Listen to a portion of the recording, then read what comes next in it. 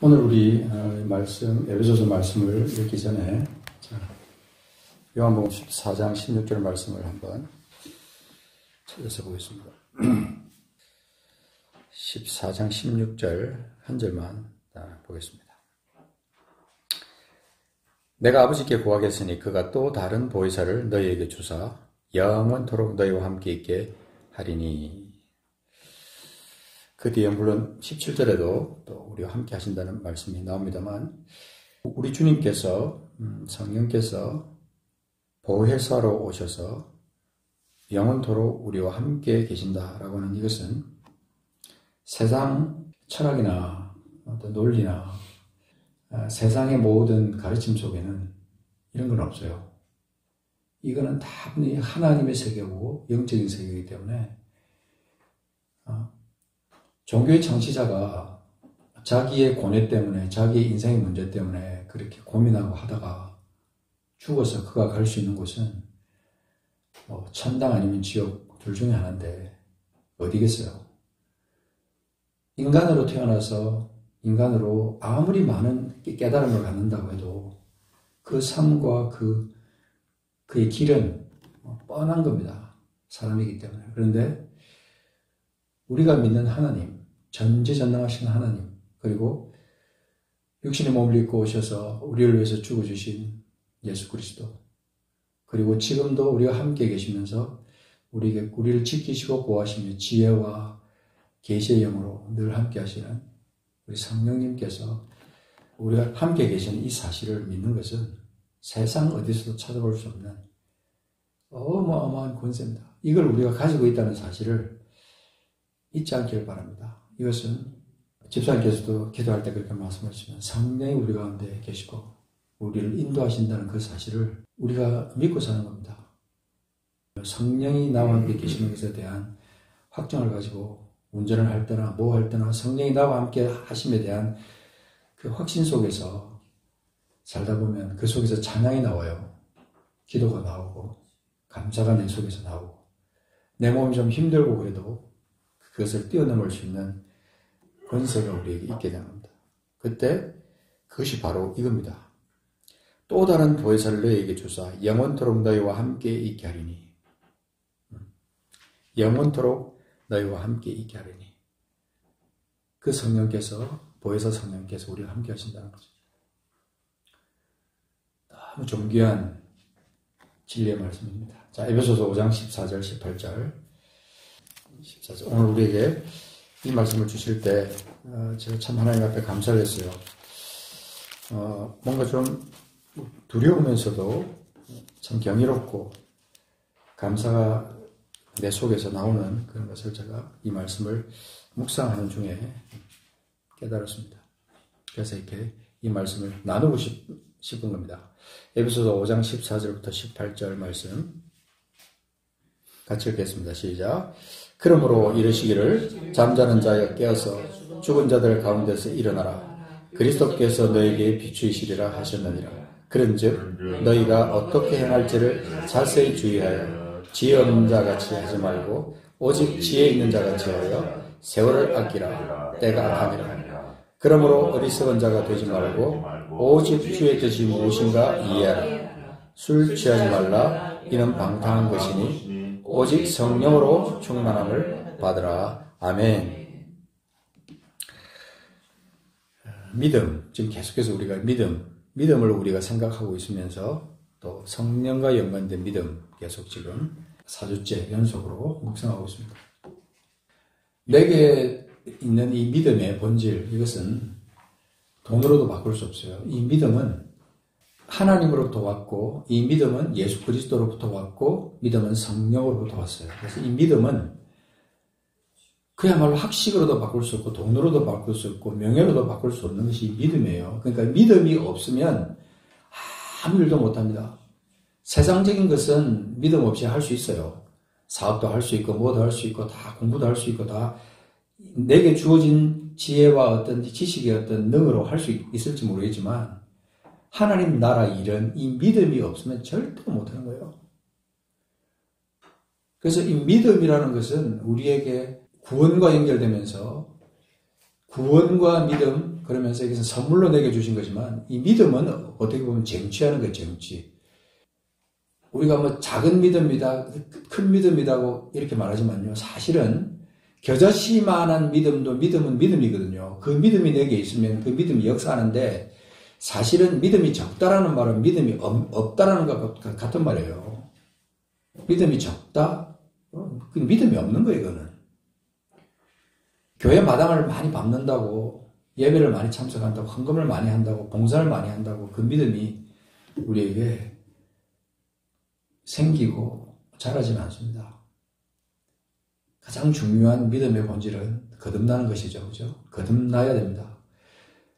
하나님의 영으로, 성령으로 우리가 거듭나야 돼요. 물과 성령으로. 그 씻음과, 중생의 씻음과 성령이 새롭게 되는 그 말씀으로, 그 능으로 우리가 거듭나는 거죠. 그래서 이 디도서 우리 지금 계속 묵상하고 있지만 디도서에 그렇게 있는 것처럼 우리를 구원하시되 우리의 우리의 의로운 행위로 말미암지 않는다라고 하는 그 사실을 우리가 생각하면서 이 거듭남에 대한 확증을 우리가 가져야 됩니다. 거듭남. 내가 거듭났느냐? 정말 하나님의 자녀가 됐느냐?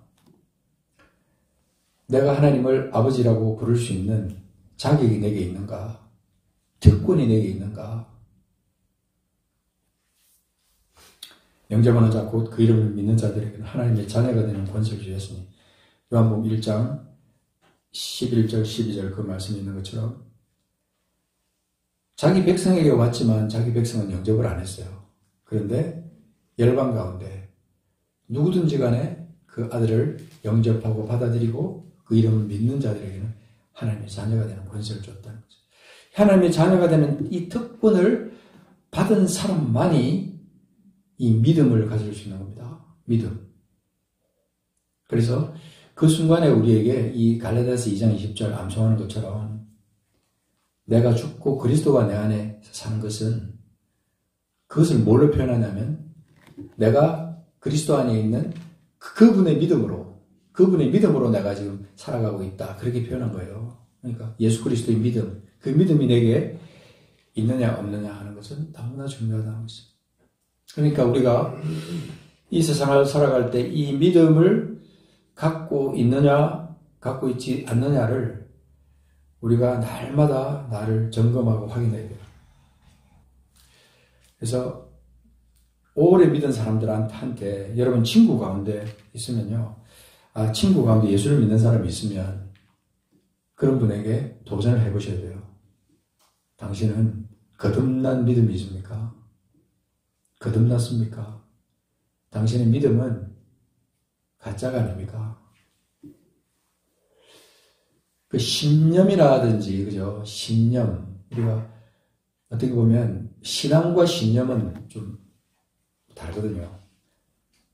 신념은 자기 자신의 어떤 그 지식으로도 그 신념은 생길 수 있어요. 의지와 상관되어서 신념은 생길 수 있어요. 의지. 그렇지만 신앙이라고 하는 것은 그 인간적인 신념하고는 상관이 없어요. 신앙. 그 한자로 신앙이라고 그렇게 말했지만 영어로 말하면 faith. 그죠? 그거는 그 하나님의 존재하신 것, 예수 그리스도의 구속의 역사를 내 영으로 받아들이고 그것을 내가 내 입으로 고백하고 마음으로 믿어서 의에 이른 사람. 그런 사람이죠. 그러니까 이 믿음의 본질은 너무 중요하다. 지금 여러 각도로 우리가 믿음의 본질에 대해서 자꾸 얘기를 하고 있는데요. 우리 주변에 믿음이 있다는 사람들한테도 믿음의 동지로, 믿음의 친구로 그와 함께 영적인 교제를 하고 싶으면요. 그의 믿음을 진단해 봐야 됩니다. 진지하고 분명하게 당신은 예수님을 개인의 구주로 믿는 믿음이 당신에게 있습니까? 거듭났습니까? 좀 다른 표현들이지만 하나님의 자녀가 되셨습니까? 늘 하는 우리 질문들처럼 당신이 지금 이 세상을 떠나면, 오늘 밤에 이 세상을 떠나면 영원한 나라에 옮겨질 수 있습니까? 교회 나가는 사람이라면 이런 용어는 다 알고 있거든요. 근데 들을 때 화를 낸다든지 거부감을 갖는다든지, 나를 뭘로 하느냐, 이렇게 반응한다든지, 그러면 이제 영적으로 사실 문제가 있는 거예요. 그 소리를 들을 때 아주 기뻐하면서, 그래, 나는 거듭났어. 나는 하나님의 자녀야. 나는 언제적어도 나는 영원한 나라로 오게 줄 왜? 나는 지금 하나님 나라를 살고 있기 때문에. 엄청나게 차원 높은 것처럼 그렇게 사람들, 안 믿는 사람들은 느껴질 수 있는 거지만, 우리는 당연한 것으로 받아들이는 거예요. 그 믿음은. 성령과 동행한다. 성령과 동행한다. 성령이 나를 인도하신다. 그 우리가 다 이미 다 우리가 지금 묵상을 했고 또 지금도 계속 묵상하고 있지만, 그 믿음의 차원이라는 것은 불신자들은 이해할 수 없는 그런 아주 높은 차원입니다. 성령이 내재하신다. 내 안에 내재하신다. 그분이 나를 인도하신다. 그죠? 얼마나 놀랍습니까? 내 안에 계시면서 나를 인도해 주신다. 그런데 오늘은 우리가 조금 다른 각도로 말씀을 나누고 싶은 것은 충만함입니다. 충만함. 성령이 충만하다는 것은 도대체 뭐냐? 자, 우리가 충만한 것을 말하기 전에 성령에 대한 오해를 잠깐 풀어야 될 것이 하나 있습니다. 이 성령에 대해서 깊이 묵상하지 않기 때문에 생긴 오해라고 생각합니다. 찬송가에도 그런 게 좀 있어요. 성령님 오십시오. 성령님 오십시오라는 찬양을 할 때요, 내 마음속에 어떤 마음이 깊이 생각하다 보면 지금은 내 안에 안 계신데 성령님 오십시오. 그런 의도가 좀 있거든요. 약간. 그 찬송가를 작사하신 분들은 그런 의도로 하지 않아도 저는 생각해요. 근데 성령님 오십시오. 성령님 오십시오. 그러면 그렇게 말하는 순간 내 마음속에 내가 성령님 지금 안 계신데 성령님 오셔서 내 마음에 오십시오. 그리고 나를 주장하십시오. 이렇게 생각할 수 있거든요. 성령님이 내 속에 계시다가 또 떠나가셨다가 또 오셨다가 떠나가셨다가 이렇게 생각할 수 있단 말입니다. 성령이 내주하시면요 계속되는 겁니다. 계속. 여기 우리가 아까 읽었던 그 말씀 요한복음 14장 16절에 그분이 한번 오시면 영원히 함께 하시는 거예요. 주부에 나와 있습니다. 주부의 첫 부분에 보면 아주 정확한 말씀들이 성경 구절들이 기록되어 있어요. 맞습니다. 예수님의 약속은요 정확하게 이루어주셔서 성령님이 성도들에게 능력으로 임하셨을 때 주님의 그 약속이 성취된 거예요. 그래서 성령께서 우리 안에 오시면 영원히 우리와 함께 하신다는 거예요. 그래서 그런 찬양을 부를 때는 이제 성령이여 내 안에서 일하십시오. 역사하십시오. 내 안에서 일하십시오. 역사하십시오. 나를 충만하게 채워주십시오. 이런 찬양 얼마든지 우리가 할 수 있는 거예요. 그러니까 그런 성령님에 관한 오해에 여러분들 말려들지 말아야 됩니다. 성령님은 여러분과 함께 영원히 존재하고 계십니다. 함께 거하신다는 사실이 너무 중요한 믿음이에요. 이 믿음이 약해지다 보면 어떤 때는 외롭고 어떤 때는 힘들고 어떤 때는 막 너무 격한 고난 가운데 있으면요 어쩔 줄 몰라가지고 그러는 거예요. 근데 성령이 내 안에 함께 계신다는 이 사실을 생각하고 나를 지켜 보호하시는 그 성령님에 대한 확신이 내 속에 있으면요 그야말로 사망의 음침한 골짜기를 가도 두렵지 않습니다. 지금은 그때 예수님 오시기 전의 시대하고 지금 시대는 완전히 다른 시대에 우리가 살고 있는 거예요. 왜? 예수님이 오셔서 내 죄를 완전히 도말하시고 나를 완전히 구원시켜 주셨죠. 죄로부터 완전히 나를 구속시켜 주셨죠. 그 다음에 더 중요한 사실은 성령을 주님께서 올라가시면서 성령을 우리가 보내주셔서 성령이 나와 함께 영원히 함께 계신다는 이 사실. 그러니까 구약시대 때 성도들하고는 차원이 다른 깊이 있는 신앙을 우리가 하고 있는 겁니다. 감사해야죠. 너무 감사하죠. 내주하시는 성령님. 그래서 임하시며 함께 하시는 성령님의 진리를 확실히 해야 된다는 것이죠. 우리가 주님의 성령 지금 이곳에 임하소서 그 찬양이 있거든요. 그래서 그 찬양을 내가 이제 묵상하다가 거기는 그냥 임하소서로 끝나는 찬양이에요. 근데 그거를 인도네시아 말로 번역할 때 제가 그걸 번역하면서 그랬어요. 오셔서 따땅 오시고 그리고 일하십시오. 버거르자 일하십시오. 이렇게 제가 바꿨어요. 이렇게 되니까 어쨌든 내 안에 임재하신 주께서 내 안에서 일을 하십시오. 그런 찬양으로 바꾸고 나니까 이 찬양이 얼마나 파워가 있는지 몰라요. 내 안에서 존재하시면서 나와 함께 하시면서 나를 인도하시면서 내 안에서 역사하시는 하나님, 성령님, 그분을 우리가 찬양하는 겁니다. 그러니까 우리가 영으로 산다는 것은 맞는 거예요. 우리 삶이 육신을 입고 있지만 잊지 말아야 될 것은 우리가 영으로 사는 겁니다. 영의 생활이에요. 우리는 영의 생활.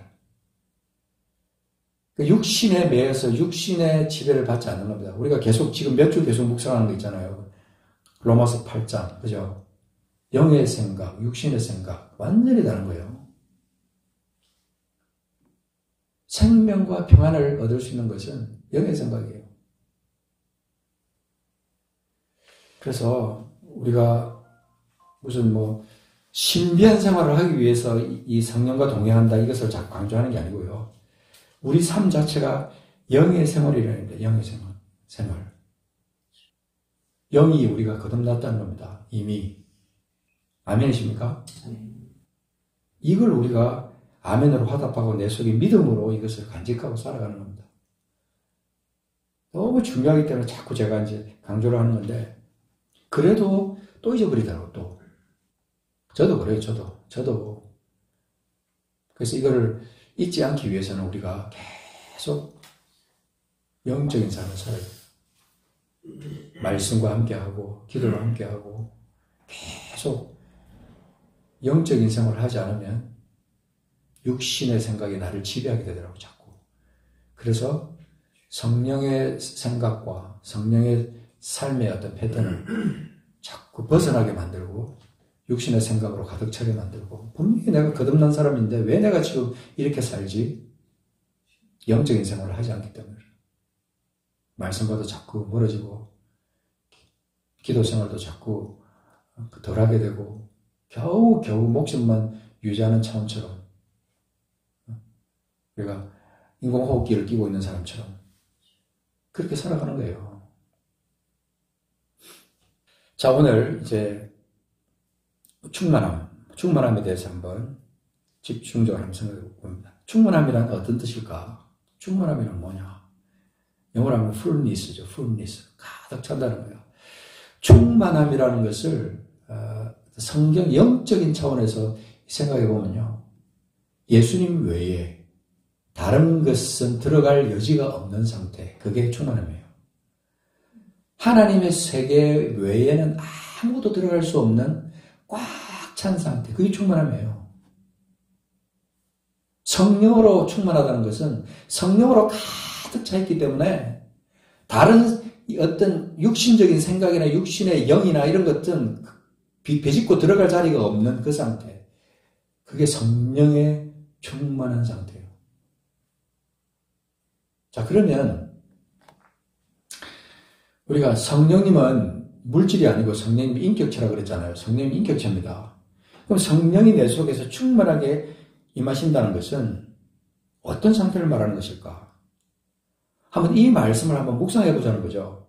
그분이 우리 안에서 어떻게 충만함으로 존재하시고 충만함으로 일하시는지 이걸 우리가 묵상해 봐야 돼요. 존재하시고 일하십니다. 충만함으로 성령님께서.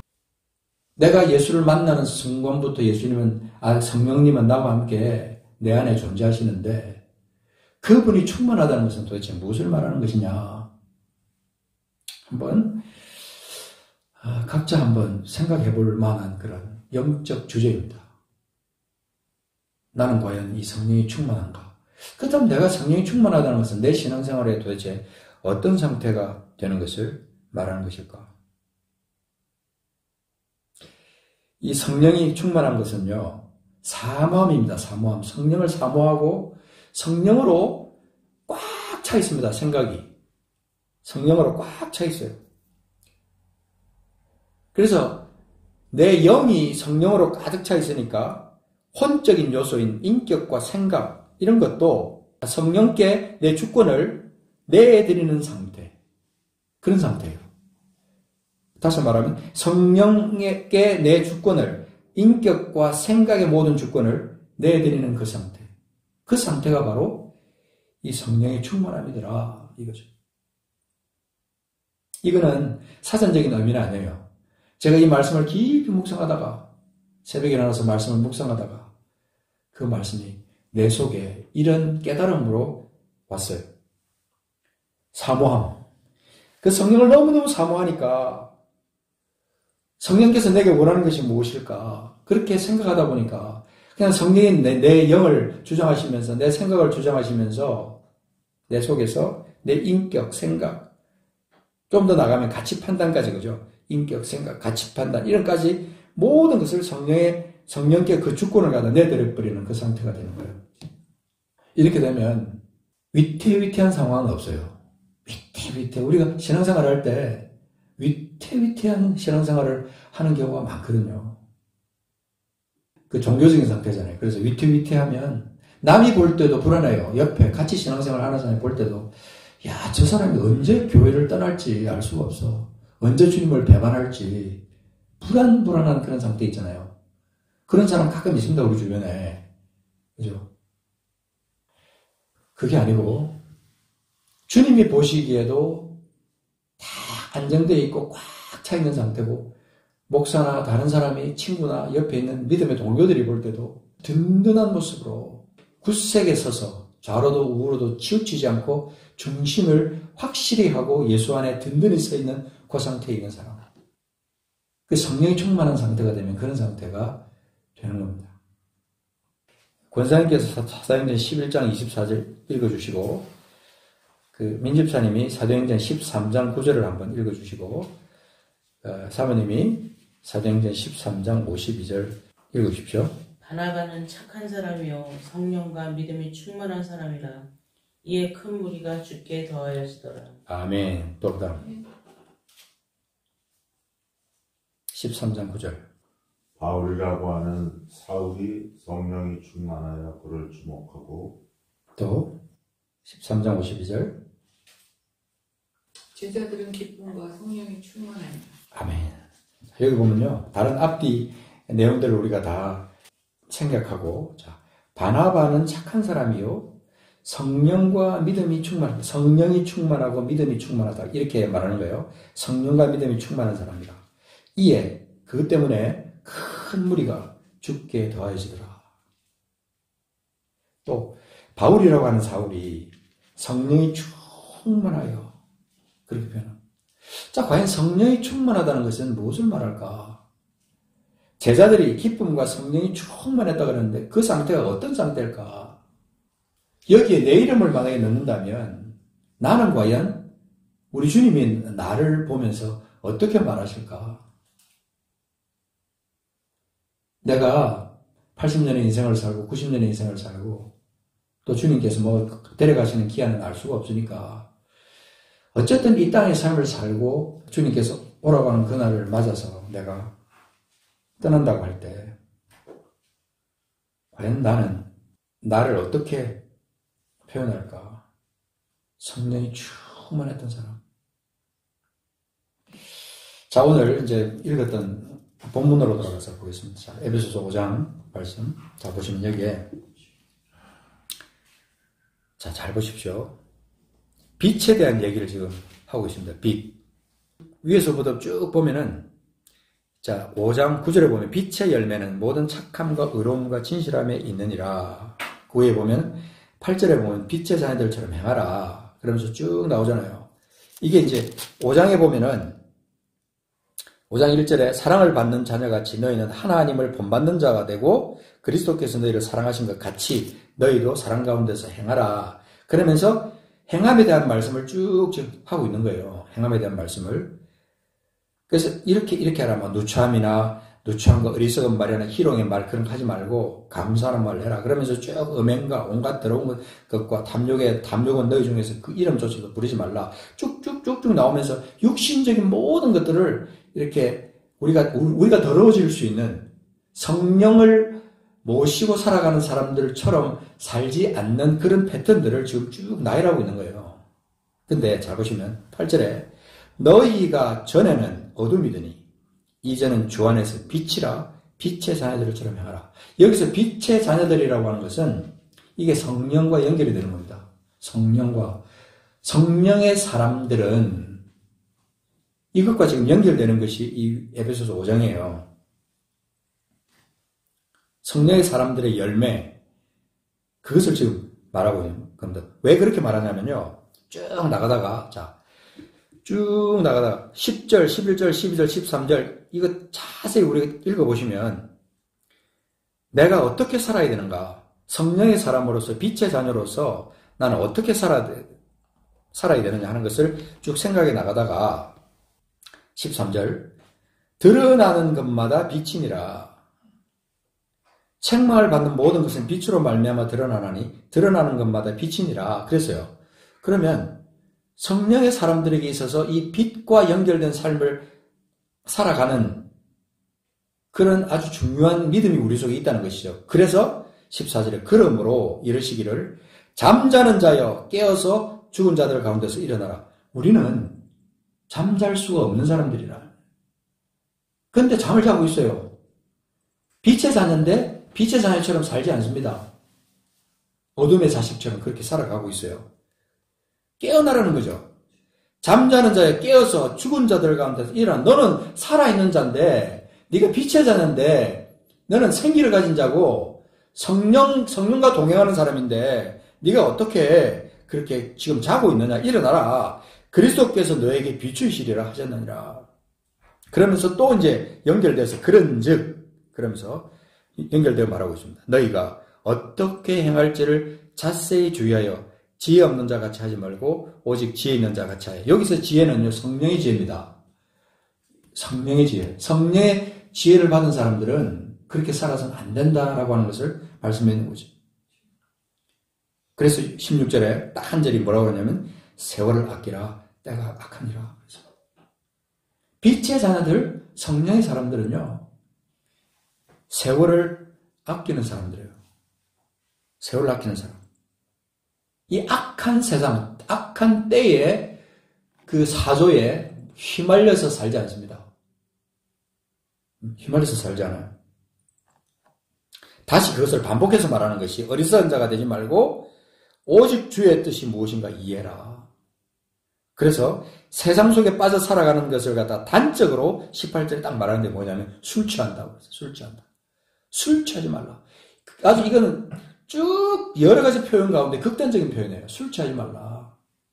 정신을 세상에다가 뺏기지 말라는 거예요. 술이 알코올 이걸 말하는 건 아니에요. 나를 정신 차리지 못하게 만들고 내 혼을 갖다 뺏어가고 내가 그냥 그 빛의 자녀들처럼 살지 못하게 만드는 그런 모든 요소들, 이것이 술이에요, 술. 그래서 술 취하지 말라. 그러니까 우리가 계속 사람들이, 저차원적인 사람들이 그렇게 말하는 거예요. 성경에 술 마시지 말라고 한 것이 어디냐. 취하지 말라 그랬지. 난 적당히 마시는 거는 괜찮아. 이런 식으로 합리화한다. 술 취하지 말라. 그거 아닙니다, 이거는. 그런 차원으로 말하는 게 아니라 이 말입니다. 세상 속에 빠져들지 마라. 너는 빛의 자인데 빛의 자녀처럼 그렇게 살아라. 너는 성령의 사람인데 그렇게 살지 마라. 이것은 방탕한 것이지. 세상의 어떤 원리대로 살아가는 삶의 모습이고, 네가 할 일은 뭐냐면 오직 성령으로 충만함을 받으라 하는 거예요. 앞에 우리가 쭉 얘기했듯이 성령으로 충만하게 되어서 생각과 가치관과 모든 것까지 이 성령으로 꽉 찬 상태가 되는 겁니다. 그렇게 되면 이 위의 것들, 지금 말하고 있는 1절부터 나오는 이런 말씀들, 정말 입에 담기도 싫은 이런 많은 요소들이 나하고는 상관없게 되는 겁니다. 이렇게 되면, 성령으로 충만하게 되면, 성령으로 충만하게 됩니다. 얼마나 놀라운 이 말씀인지, 제가 이 묵상하다가 보니까 내 믿음을 진단해 보니까 참 부끄러워지더라고요. 나는 과연 이 성령으로 충만한 삶인가? 주님으로 가득 차 있는 그런 삶인가? 내 삶의 주권을 온전히 주님 앞에 내놓은 그런 삶을 내가 살고 있는가? 나를 돌이켜보게 되더라고요. 그래서 이 믿는 자들이 오직 성령으로 충만함을 받게 되면요. 그런 사람들이 모이면 어떤 일이 생기냐면 19절에 말씀이 나오는 겁니다. 시와 찬송과 신령한 노래들로 서로 화답하게 되고 너희의 마음으로 주께 노래하며 찬송하게 되고 범사의 우리 주 예수 그리스도의 이름으로 항상 아버지 하나님께 감사하게 되고 그리스도를 경외함으로 피차 복종하게 되는 삶을 사는 거예요. 여기는 복종하라라고 명령으로 나오지만 성령으로 충만하면 이렇게 되는 거예요. 그래서 사람 수가 적고 많고가 문제가 아닙니다. 교회는요. 이 성령으로 충만한 사람들, 이런 사람들이 모여야 하나님께 기쁨이 되는 교회가 되는 거예요. 성령을 기쁘시게 하고 성령을 통해서 우리 하나님께 영광을 돌리는 그런 사람들, 그런 사람들의 삶을 살게 될 때 그 교회가 세상적으로도 칭찬을 받지만 첫 번째는 하나님께 영광을 돌리는 교회가 되는 거죠. 음부의 권세가 이기지 못하는, 죄로 가득 찬 모든 속성들을 완전히 이겨버릴 수 있는 그런 교회로 된다. 그래서 여기 지금 에베소서는요, 이게 원래 교회론에 대해서 가르치는 거거든요. 교회. 에베소서 전체가 이 핵심이, 주제가 교회. 어떤 교회냐? 주님으로 가득 찬 교회.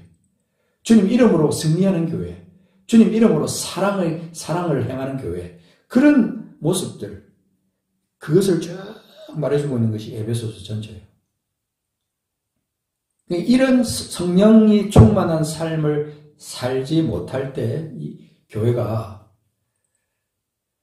하나가 되지 못하고 모인 무리들이 성령의 인도하심을 받지 못하게 되고 이렇게 되니까 그 교회를 유지하는 것은 뭐죠? 육신적인 생각, 육신의 영, 이런 것들로 지배를 받게 되는 거죠. 그러니까 그 속에는 시기가 일어나고 다툼이 일어나고 거기서는 인간적인 모든 냄새가 거기서 막 나는 거죠. 그래서 사람이 모이지 않았느냐. 누가 그래요. 교회가 죄인이 모여 있다. 이렇게 말합니다.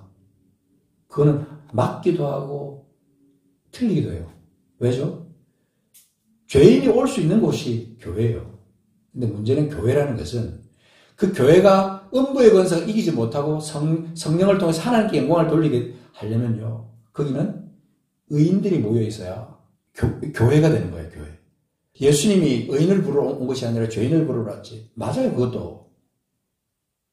그럼 개인적으로 그 사람 영으로 그렇게 적용되는 거지. 교회는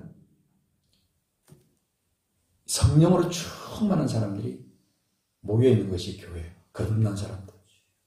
그래서 교회 구성, 우리 침례교회에서 그러잖아요. 교회의 회원은 누구냐? 예수님을 개인의 구주로 영접하고 침례를 받고 한 사람들. 그런 사람들을 정식 회원으로 교회가 인정하게 되어 있어요. 원래. 침례교인이라 그러면 그런 사람이 교회의 온전한 구성원이 될 수 있는 겁니다. 그러니까 죄인이 교회에 들어왔어. 그 성령이 충만한 사람들의 그 모임 가운데 들어가서 그가 또 나와 같은, 우리와 같은 그런 성령의 사람으로 빨리 바뀌어야 되는 거예요. 우리 힘이, 영적인 힘이, 성령 안에서 우리가 누리는 이 성령의 충만함이 파워가 있어야 되는 거예요. 성령의 충만하면 사랑의 힘도 파워가 있어요. 섬김의 그 의미도 확실한 거예요. 자기를 자랑하고 자기를 내세우고 이런 게 없어지는 겁니다. 성령이 충만하게 되면. 그러니까 그야말로 크리스찬, 그리스도를 닮은 사람들, 그 이름 그대로 크리스찬들이 모여있게 되는 거예요. 그렇게 되면 죄인이 와도 그 죄인은 금방 그들의 기도와 그들의 사랑과 그들의 성령의 충만함의 역사로 말미암아 그가 바뀌어버리는 거예요. 금방. 어쩌면 나보다 더 큰 믿음의 사람이 될 수도 있고, 그죠? 그런 역사가 나타나는 게 교회라 이 말입니다.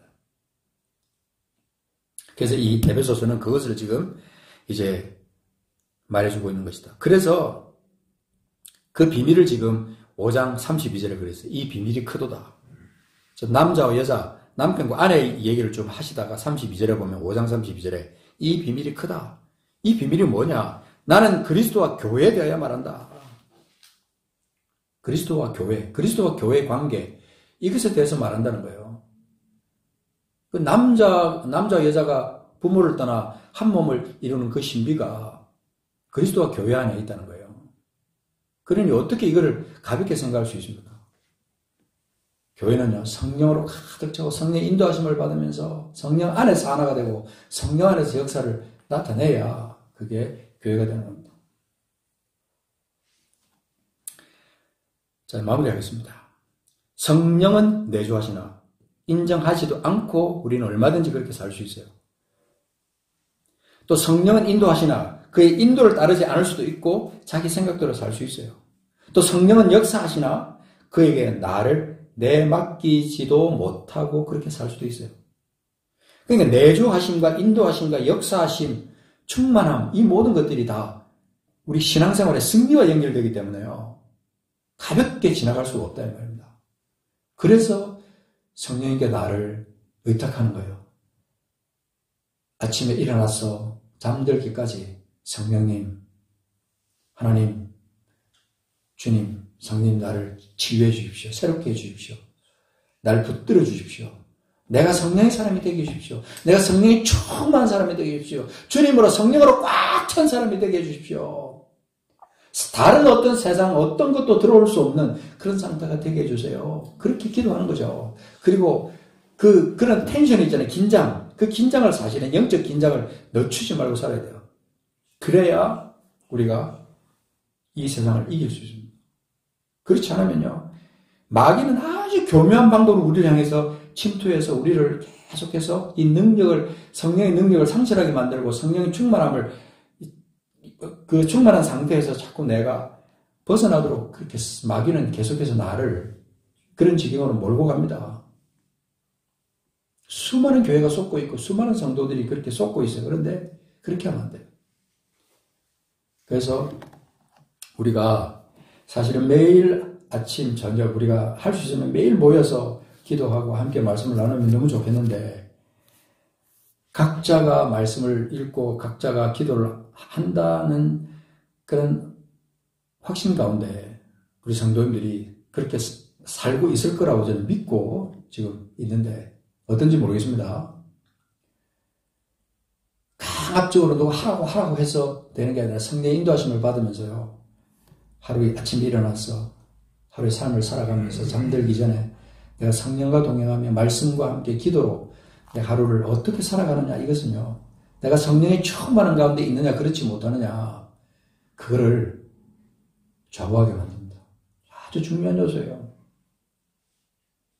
성령께 내 모든 것을 맡기고 나는 내게 주어진 일을 하는 것.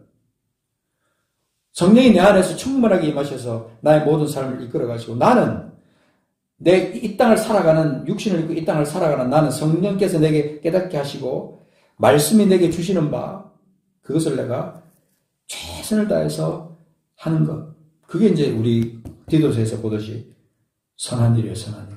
하나님의 일. 하나님 기뻐하시는 일. 그것이 성령의 역사와 함께 내가 행하는 그 모든 것까지 다 연결되면서 이 믿음의 원리예요. 그러니까 참 이 성령의 충만함과 그 열매, 우리 삶의 열매는 뗄래야 뗄 수 없는 관계에 있는 겁니다. 성령이 충만하면 내가 억지로 맺자고 해서 맺혀지는 게 아니고요. 내 인격이 변하고 내 생각이 변하고 왜냐하면 성령께 나를 완전히 내가 맡겼기 때문에 주권을 갖다 내대로 버렸잖아요. 그러니까 나는 내 인간적인 생각은 어느 순간부터 그것이 사라지게 되고 그렇게 되더라고요. 그래서 점점 이제 세상적인 것으로부터 벗어나서 성령과 교통하는 그런 시간이 자꾸 많아지는 거죠. 그래서 어떤 일을 결정할 때도 성령께 눈을 감고 성령께 질문하는 거예요. 주님, 오늘 내가 누구를 만나는데 친구를 만나는데 이 친구와 어떤 얘기를 할까요? 어떤 주제를 꼭 내가 얘기할까요? 한 예를 들면 그런 거예요. 무당한테 찾아가서 무슨 점괘를 얻고 세상 사람들이 그렇게 하는 속에 있는데 우리는요, 그런 차원하고는 다르잖아요. 성령이 내 안에 내주하시면서 내 인격을 주장하시고 내 판단을 주장하시고 충만한 가운데 이끌어가는 그런 내용들은 성경에 사실은 세밀하게 기록되어 있지 않아도 아까 우리가 말한 대로 바나바, 바울, 제자들 이런 사람들을 우리가 볼 때 저들이 그렇게 살았을 거라고. 성령과 믿음이 충만한 사람, 성령이 충만해서 복음을 전하고 기쁨과 성령이 충만해서 그들이 가는 데마다 성령의 역사가 그 가운데서 나타나고 이런 역사가 우리 교회를 통해서 나타나게 될 때 그때 진짜 부흥이 오는 겁니다. 그때 진짜 부흥. 우리 안에 먼저 부흥이 일어나야 됩니다. 우리 안에 먼저 부흥이 일어나야 됩니다. 그래야 성령의 역사가 우리 가운데 나타나는 겁니다. 기도하겠습니다. 술 취하지 말라 이는 방탕한 것이니 너희는 오직 성령으로 충만함을 받으라. 지금까지 내가 너무 성령님을 무시하고 내 마음대로 살았습니다. 이제 내가 성령님께 내 주권을 내드리기를 원합니다. 성령님, 이제부터 내 안에서 일하십시오. 성령님 내 안에 일하십시오. 내가 성령을 무시하지 않겠습니다. 성령님을 회방하지 않겠습니다. 성령과 동행하면서 성령님 안에서 인도하신 가운데, 당신의 인도하신 가운데 그렇게 살기를 원합니다. 기도하겠습니다.